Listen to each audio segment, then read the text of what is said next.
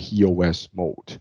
Now, this feature in our mind is not to replace a real full function POS. It's more like a mini POS for over-the-counter sale. So if a 300 customer, they might need to actually go to like trade shows once in a while and sell goods there.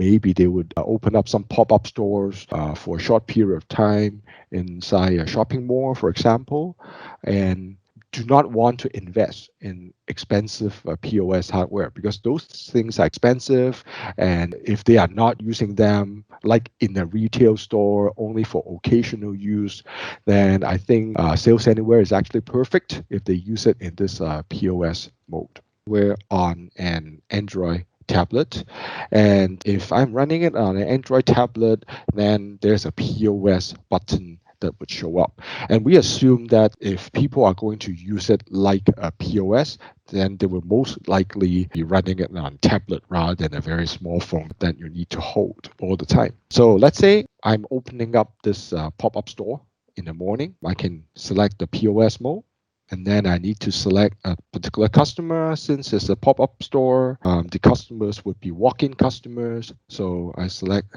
this special walk-in customer. And then this would be the main screen where I would be using for the whole day. So this is the POS mode screen. And on the left is actually showing item groups. These item groups are set up inside SalesAnywhere. You can set up a limited number of groups and also assign items into different groups. Let's say I want some customer comes in, they want to order a few items, then I can actually select the correct group. And then basically this customer wants 2 of these. And 2 of these, and you can see I can click on the plus minus button to add quantities to the right side.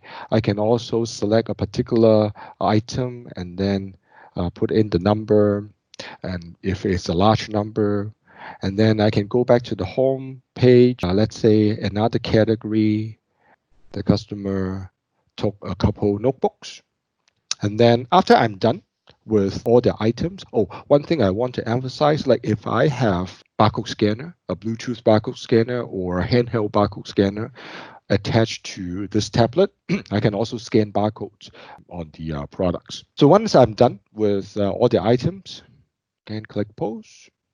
And this transaction would push in your Sage 300 system real time as well. So if I choose a payment method this time around, let's say MasterCard, the customer is paying MasterCard. I can charge the MasterCard.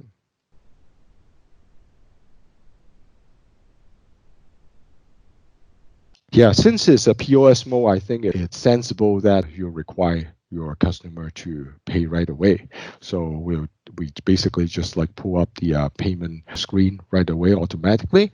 So now this card is charged successfully.